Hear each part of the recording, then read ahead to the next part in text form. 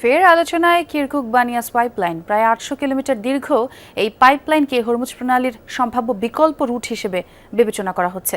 Iraq যুদ্ধ, Syria সংঘাত, রাজনৈতিক বিরোধ এবং আন্তর্জাতিক নিষেধাজ্ঞা সহ নানা কারণে ২০০৩ সালের পর থেকে কার্যত বন্ধ রয়েছে এটি। তবে মধ্যপ্রাচ্যে নিরাপত্তা ঝুঁকি বৃদ্ধি এবং হরমুজ প্রণালীতে চলাচল বিঘ্নিত হওয়ার শঙ্কা বাড়ায় পাইপলাইনটির কৌশলগত গুরুত্ব আবারও নতুন করে সামনে এসেছে।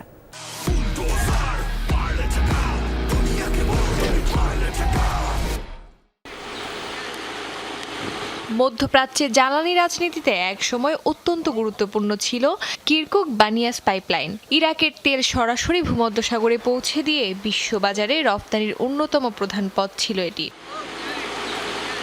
১৯৫২ সালে পাইপলাইনটি নির্মাণ করে ইরাক পেট্রোলিয়াম কোম্পানি। সে সময় কোম্পানিটিতে ব্রিটিশ, ফরাসি ও মার্কিন তেল কোম্পানিগুলোর অংশীদারিত্ব ছিল।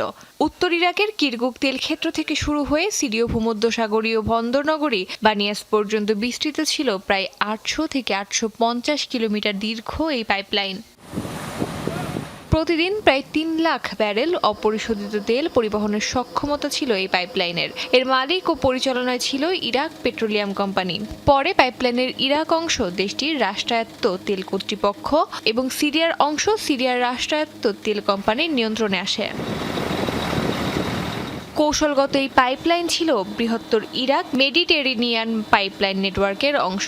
এই নেটওয়ার্কের মাধ্যমে ইরাকের তেল ইউরোপের বাজারে পৌঁছাতো। ফলে এটি শুধু জ্বালানি পরিবহনের অবকাঠামো নয়, বরং মধ্যপ্রাচ্যের ভূ রাজনীতিতেও গুরুত্বপূর্ণ একটি হাতিয়ার হয়ে ওঠে। তবে ১৯৮২ সালে ইরাক-ইরান যুদ্ধ চলাকালে ইরাক ও সিরিয়ার রাজনৈতিক বিরোধের জেরে পাইপলাইনটি বন্ধ হয়ে যায়। ২০০০ সালে সীমিত পরিসরে পুনরায় ব্যবহার করা হলেও ২০০৩ সালে ইরাক যুদ্ধের পর আবার অচল হয়ে পড়ে এটি। এরপর পুনর্নির্মাণ ও আধুনিকায়নের একাধিক পরিকল্পনা এলেও নিরাপত্তা সংকট, আন্তর্জাতিক নিষেধাজ্ঞা এবং আঞ্চলিক রাজনৈতিক বাস্তবতার কারণে সেগুলো বাস্তবায়িত হয়নি। বিশ্লেষকদের মতে কিরকুক বানিয়াস পাইপলাইন পুনরায় চালু হলে ইরাকের জন্য ভূমধ্যসাগরে তেল রপ্তানির একটি বিকল্প করিডোর তৈরি হবে। এতে হরমুজ প্রণালীর ওপর নির্ভরতা কমবে এবং সিরিয়া আরও একটি গুরুত্বপূর্ণ জ্বালানি ট্রানজিট রাষ্ট্র হিসাবে ফিরে আসতে পারে। অস্মিতা বিশ্বাস, যমুনা নিউজ।